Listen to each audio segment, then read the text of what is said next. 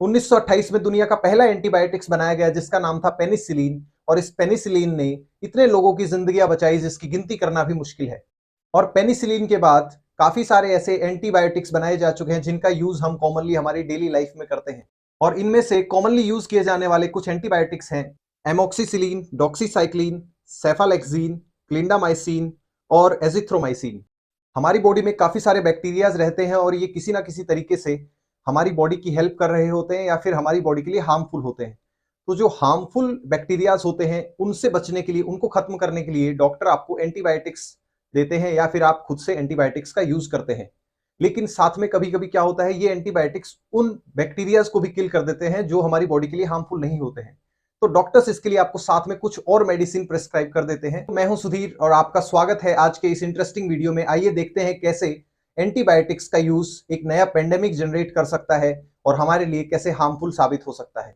जब भी हम किसी बैक्टीरिया को मारने के लिए किसी एक एंटीबायोटिक्स या मेडिसिन का यूज करते हैं तो वो बैक्टीरिया अपने आप को बचाने के लिए अपने आप को म्यूटेट करना स्टार्ट कर देता है, और जैसे ही आप अगली बार उसी मेडिसिन का यूज करते हैं तो वो म्यूटेशन के कारण अगली बार उस पर कम इंपैक्ट डालता है।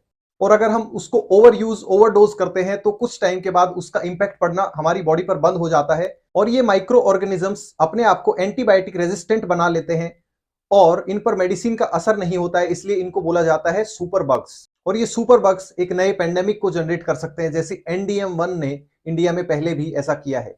इंडिया में हम बिना किसी डॉक्टर की पूछताछ के सर्दी जुकाम खांसी के लिए एंटीबायोटिक्स का यूज कर लेते हैं और काफी बार वो ओवरडोज भी हो जाता है। ICMR की एक रिपोर्ट के अनुसार आने वाले टाइम में इंडिया में ये रेजिस्टेंस एक नया पेंडेमिक पैदा कर सकता है।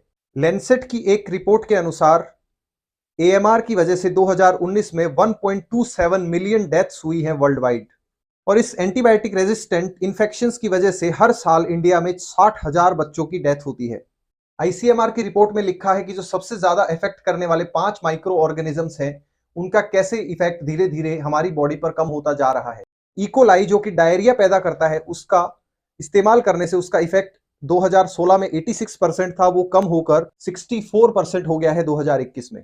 और के न्यूमोनियाई जो कि न्यूमोनिया पैदा करता है, उसका इंपैक्ट 65% था 2016 में, वो कम होकर 45% हो गया है 2020 में और 43% रह गया है 2021 में।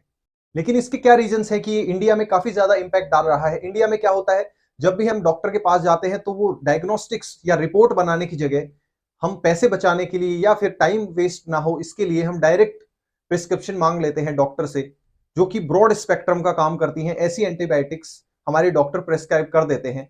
और इसके अलावा इन एंटीबायोटिक्स के फॉर्मल यूज पे कोई रेगुलेटरी बॉडी काम नहीं करती है और इनके सेल्स और मार्केटिंग के लिए भी इन पर कोई लिमिट नहीं होती है।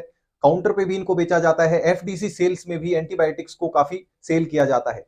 इंडिया में 2/3 ऑफ एंटीबायोटिक्स इनअप्रोप्रिएटली प्रेस्क्राइब किए जाते हैं और इन्हीं सब वजह से ये एक पेंडेमिक पैदा कर सकता है आने वाले टाइम में हमारे देश में। तो इसके लिए क्या किया जा सकता है? पहली चीज, हमें जो डायग्नोस्टिक्स होता है उसको फास्ट करना पड़ेगा, उस प्रोसेस में काफी ज्यादा टाइम लगता है। दूसरी चीज, हमें उसके यूज को कंट्रोल करना होगा और रेगुलेट करना होगा।